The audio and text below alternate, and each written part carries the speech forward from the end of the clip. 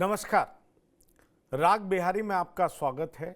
आज हम बात करेंगे कल होने वाले, जी हाँ, कल जो लड़ाई सोनू मोनू गैंग और अनंत सिंह और उनके समर्थकों के बीच में हुई है, निश्चित तौर पर यह बिहार के लिए काफ़ी चर्चित खबर बन गई है। आप चारों तरफ देख सकते हैं कि ये जो गैंगवार हुआ है उसको लेकर के बहुत ज़्यादा चर्चा शुरू हो गई। लेकिन सवाल ये उठता है कि आखिरकार सोनू मोनू गैंग किसके दम पर, किसके शह पर, किसके इशारे पर अनंत सिंह को चुनौती देना स्वीकार किया। सवाल ये उठता है कि गोली चलने के बाद भी सोनू और मोनू की तरफ से, उनके पिता की तरफ से बार बार कहा जा रहा है हम डरने वाले नहीं हैं, हम उनसे डरेंगे नहीं, हम लड़ेंगे, अंजाम चाहे जो भी हो, हम डरेंगे नहीं, हम लड़ेंगे। और उसके बाद फिर पूर्व विधायक अनंत सिंह के तरफ से भी जवाब जाता है कि हम फिर आएंगे। तो क्या यह माना जाए कि गैंगवार की शुरुआत उस इलाके में फिर से हो गई है? क्या सोनू मोनू की अदावत किसी के शह पर हुई है? क्योंकि हमें यह भी नहीं भूलना चाहिए कि जब अनंत सिंह की पत्नी चुनाव लड़ रही थी तो उनके विरोध में मोकामा के ही बाहुबली ललन सिंह और उनकी पत्नी, जी हाँ, मोकामा के ललन सिंह, जो कि सूरजभान सिंह के खासे करीबी माने जाते हैं, उनकी पत्नी चुनाव में उतरी थी। वैसे अनंत सिंह की जीत हुई, अनंत सिंह की पत्नी चुनाव जीत गई। लेकिन माना यह जा रहा है कि सोनू मोनू उस समय बाहुबली अनंत सिंह की पत्नी के विरोध में काम कर रहे थे, उनका झुकाव एनडीए की तरफ था। तो क्या समझा जाए कि लड़ाई की पृष्ठभूमि पहले ही रच दी गई थी? क्या समझा जाए कि इसमें शह सोनू मोनू गैंग को मोकामा के कई बाहुबली नामचीन व्यक्तियों द्वारा दिया जा रहा है? इस लड़ाई के पीछे और कौन कौन लोग हैं? और क्या माना जाए कि बिहार में जो कहा जाता है कानून व्यवस्था की स्थिति बहुत अच्छी है, तो क्या वाकई अच्छी है? तो फिर दिन दहाड़े इस तरह की गोलियां क्यों चली? 70-80 राउंड गोलियां चलती रहीं और पुलिस चुपचाप बैठी रही। पुलिस ने घटना स्थल से किसी को गिरफ्तार नहीं किया। आपको बता दें 3 एफआईआर जरूर दर्ज हुए हैं, लेकिन गिरफ्तारी अभी तक किसी की हुई नहीं है। अनंत सिंह द्वारा यह क्लेम किया जाता है कि उनके समर्थक के गर्दन पर गोली लगी और उसके बाद उनके समर्थकों द्वारा गोली चलाई गई, जो कि डिफेंस में चलाई गई। पर हकीकत क्या है? क्योंकि सोनू मोनू गैंग की तरफ से कहा जाता है कि अनंत सिंह अपने समर्थकों के साथ हमारे दरवाजे पर आ गए, गोली चलाने लगे। तो अब बचा क्या था? हम करते क्या? हम भले ही 34 साल के हैं, लेकिन 68 साल के अनंत सिंह को करारा जवाब देंगे। तो इस बारे में बातचीत करने के लिए हम चलेंगे बिहार की स्थिति से पूरे तरीके से अवगत रहते हैं डॉक्टर संजय के पास। राजनीतिक विश्लेषक भी हैं और वहाँ की पुलिसिंग को लेकर के, वहाँ अपराध और राजनीति का क्या गठजोड़ है उसको लेकर के भी बहुत अच्छे तरीके से जानते हैं। वो हमें बताएंगे कि दरअसल वो इस लड़ाई को किस तरीके से देख रहे हैं। डॉक्टर संजय, मैं आपसे ये पूछना चाहूँगा, क्या सोनू मोनू की ताकत इतनी है कि वो अनंत सिंह को चुनौती दे सके? मुझे नहीं लगता है कि सोनू मोनू इतने ताकतवर हैं, लेकिन होता क्या है कि कभी कभी जो लठैत होते हैं बाहुबलियों के, वो बाद में खुद वो लठैत से सरदार बनने की कोशिश करते हैं। सोनू मोनू भी उसी कड़ी के हैं। ये कभी अनंत सिंह के खासम खास हुआ करते थे, बाद में जो इनके भाई हैं विवेका पहलवान जी, उनके साथ ये हो लिए, और जो इनके पिताजी का जो बयान आया कि मरते दम तक हम लड़ेंगे, और उन्होंने जो कहा खास करके अनंत सिंह के समर्थकों को लेकर के कि चोर उचक्कों की पार्टी है, और उसको लेकर के ये चलते हैं। और दूसरी बात जो उन्होंने कही, जो महत्वपूर्ण बात लगी मुझे, कि ये राजनीतिक रंजिश का परिणाम है। राजनीतिक रंजिश का परिणाम है, जिसके तरफ आपने इशारा किया कि अनंत सिंह वर्चस्व तो चाहते हैं कि मोकामा में चीजें हमारे अनुसार तय हो, और उस वर्चस्व में विवेकानंद जो इनके भाई हैं या विवेका पहलवान के नाम से जाने जाते हैं, बहुत दिनों तक दोनों के बीच में अदावत रही, और वो अदावत फिर बाद में वो पारिवारिक तो थे ही, फिर पारिवारिक मेल मिलाप हुआ और चीजें बदल गई। लेकिन ये जो सोनू मोनू गैंग, ये चले गए ललन सिंह जो मोकामा से जिनकी पत्नी चुनाव लड़ी थी उनके साथ, और उनके साथ जब चले गए तो बिल्कुल स्वाभाविक है कि उनका लाभ इनको मिला। सूरजभान सिंह के वो खासम खास माने जाते हैं, रिश्ते में भाई बताते हैं, तो सूरजभान सिंह का जो है वो पैट्रोनेज या संरक्षण सोनू मोनू गैंग को मिलने लगा। चूंकि जो सोनू मोनू गैंग है, ठीक है, वो 34 साल के हैं और 68 साल के अनंत सिंह से वो लड़ेंगे, लेकिन उनकी अकेले लड़ने की ताकत नहीं है जब तक कि वहां के और बाहुबलियों का इनको समर्थन नहीं मिलेगा। वो बाहुबलियों का समर्थन इनको मिल रहा है, तभी तो राजनीतिक रंजिश की बात इनके पिताजी कर रहे हैं कि राजनीतिक रंजिश है। जो उनकी माँ है वो मुखिया है शायद वहां की, तो उसको लेकर के भी एक है कि भाई मुखिया बनाने में किनकी भूमिका रही। उस पंचायत में जब चुनाव होता है तो फिर ये सोनू मोनू गैंग चीजों को तय करने लगते हैं। इस बात को लेकर के भी अनंत सिंह को लगता है कि हमारे क्षेत्र में कोई व्यक्ति हमें चुनौती दे रहा है। तो एक है जो जिसको कहते हैं कि एक बाहुबलियों का जो है आर्म ट्विस्टिंग, वो तो है वहां, वो तो दिखता है कि कैसे कौन किसकी बाहें मरोड़ना चाहता है, कौन किसको कमजोर दिखाना चाहता है। उसी की परिणति में ये सोनू मोनू गैंग है। ये तात्कालिक घटना जो है वो तात्कालिक घटना तो है कि ठीक है, वो मुकेश नाम का व्यक्ति जो कि इनके भट्टे पर जो मुंशी का काम करता था और इस पर इन लोगों का आरोप है कि कितने पैसों का गबन कर लिया है, वो छोटी बात है। और अनंत सिंह जो उसी के घर में, जिसके घर में ये दावा कर रहे हैं कि ताला लगा दिया गया था सोनू मोनू गैंग के द्वारा, उसी पंचायती में ये गए थे। और पंचायती में जब उनको बुलाया गया सोनू मोनू को, तो गोली उन्होंने चलाई, ये तो इन्वेस्टिगेशन का विषय है, पुलिस बताएगी। लेकिन हाँ, गोलियां दोनों तरफ से चली। और जो आपके सवाल कि क्या सुशासन या लॉ एंड ऑर्डर की बात जो सरकार करती है, गवर्नेंस की बात जो करती है, वो कहती है कि हम उसी के अनुसार बिहार में ये करते हैं, तो क्या मोकामा उससे अछूता है क्या?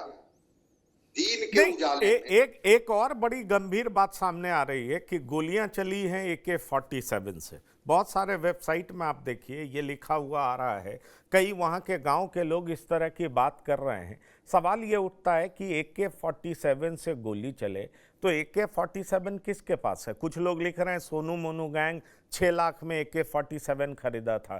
तो पुलिस को ये जानकारी तो होगी कि AK-47 से गोली चली। जो खोखा बरामद हुआ वो कौन से हथियार से गोली चली जिससे जिससे पता चल सकेगा कि AK-47 से गोली चली या नहीं चली। दूसरी बड़ी बात मैं आपको कहना चाहूँगा कि अभी कुछ दिन पहले ही तो अनंत सिंह बरी हुए हैं, उनके यहाँ से AK-47 बरामद होने की बात हुई थी। तो सवाल ये उठता है कि वाकई AK-47 है या नहीं है तो किसके पास है या दोनों गैंग के पास है? और दोनों गैंग पुलिस से इतने बेखबर हैं, इतने बेखौफ हैं कि दिन दहाड़े AK-47 का इस्तेमाल कर रहे हैं और पुलिस को पता तक नहीं है, पुलिस कुछ कर नहीं पाती है। जब पूरी मीडिया में ये खबर चलने लगती है तब क्या होता है, 3 FIR दर्ज किया जाता है और दोनों तरफ से एक दूसरे को धमकी दी जा रही है। मजेदार बात यह है, इससे यह पता चलता है कि किस तरीके से राजनीतिक संरक्षण प्राप्त है। अनंत सिंह तो पूर्व विधायक हैं, अनंत सिंह अपने अंदाज में बोलते हैं, ये सबको पता है। लेकिन सोनू मोनू गैंग भी बाकायदा मीडिया में आकर के अनंत सिंह के खिलाफ आवाज उठा रहे हैं। यहां तक कि उनके पिता जो कि अपने को अधिवक्ता कह रहे थे, प्रमोद सिंह, वो भी कह रहे थे हम इनसे डरने वाले नहीं हैं, हम इनसे कोई समझौता नहीं करेंगे, हमने इनकी बहुत इज्जत की लेकिन ये मेरे घर पहुंच गए, हम क्यों डरेंगे। सवाल ये उठता है डॉक्टर संजय कि एक तो AK-47 से लड़ाई, मतलब ये किस तरह का कानून व्यवस्था बरकरार है वहां पर, पहली बात। और दूसरी बड़ी बात कि सोनू मोनू गैंग लगातार कह रहा है हम लड़ेंगे। तो क्या माना जाए कि जो पिछले चुनाव की अदावत थी और जिसमें ललन सिंह, सूरजभान सिंह, इन लोगों का नाम आ रहा था कि भाई ये लोग एक साथ हैं, भाई हैं, अनंत सिंह को हराने का प्रयास भी किया। और आपको बता दें कि अभी हाल में चुनाव हुआ था, राजीव रंजन सिंह उर्फ ललन सिंह के पक्ष में अनंत सिंह जो है कैंपेन भी कर रहे थे और वो चाह रहे थे कि राजीव रंजन सिंह उर्फ ललन सिंह जीतें।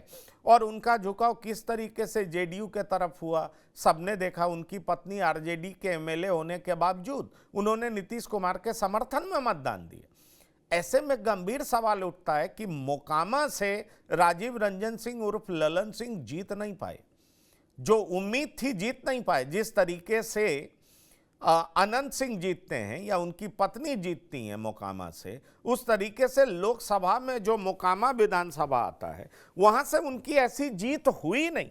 तो गंभीर सवाल यह उठता है कि सूरजभान सिंह हो या वहां के ललन सिंह हो, ललन सिंह मंत्री की बात नहीं कर रहा हूं, इन दोनों ने मिलकर के अनंत सिंह के खिलाफ राजनीति तो कर दी और अनंत सिंह के आने का बड़ा फायदा होगा इसको तो गलत साबित कर दिया।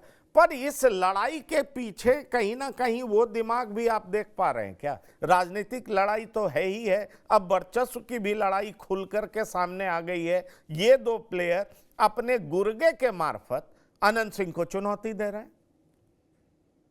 बिल्कुल, वो जो लड़ाई है, आप देखे होंगे, ये कालखंड का गवाह बिहार रहा है। जब राजनीतिक पार्टियां समर्थन लेती थी वैसे बाहुबलियों की, जिन बाहुबलियों का एक प्रभाव होता था, और कैसे उस समय जो बैलेट पेपर से वोटिंग होती थी और कैसे इनकी मदद करते थे। बाद में कहा गया कि ये जो अपराधी हैं, बाहुबली हैं, जिनका लाभ लिया जाता था राजनीतिक पार्टियों के द्वारा, तो राजनीति का अपराधीकरण हुआ था। बाद में अपराधियों का राजनीतिकरण हो गया कि वो सीधे बाहुबली चुनाव में जाने लगे और जनता उन पर मुहर लगाने लगी। मोकामा भी इससे इतर नहीं है, वो बाहुबलियों का रहा है।